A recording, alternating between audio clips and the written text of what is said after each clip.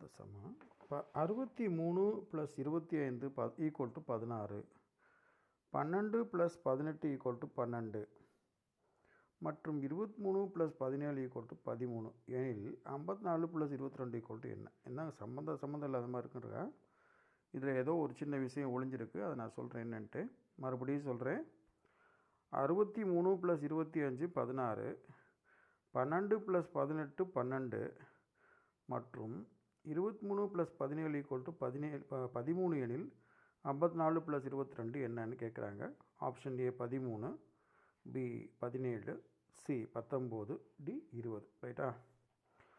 So இந்த மாதிரி questions எல்லாம் பார்த்தீங்கன்னா பார்க்குறதுக்கு என்னமோ ரொம்ப பெருசாக இருக்கிற மாதிரி தோணும். ஒன்றுமே கிடையாது.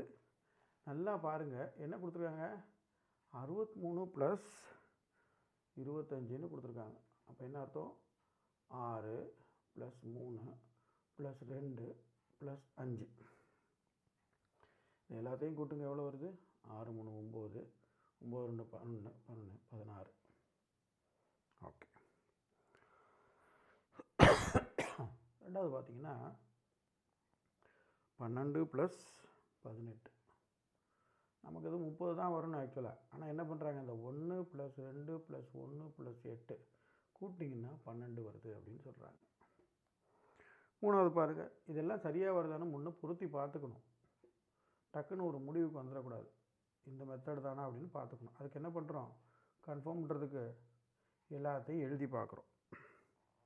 இப்போது இந்த மாதிரி தான் அவங்க கண்டுபிடிச்சிருக்காங்கன்னு தெரிஞ்ச பிறகு நம்ம என்ன பண்ணலாம்? 54 + 22, 5 + 4 + 2 + 2. பாருங்கள் எவ்வளோ வருதுன்னா மறுபடியும் அதே 13 வருது. ஸோ ஆன்சர் வந்து என்ன வரும்? 13. ஆப்ஷன் என்ன பாருங்கள்? 13 எங்கே இருக்குது? ஏயில் இருக்குது. ரைட்டா?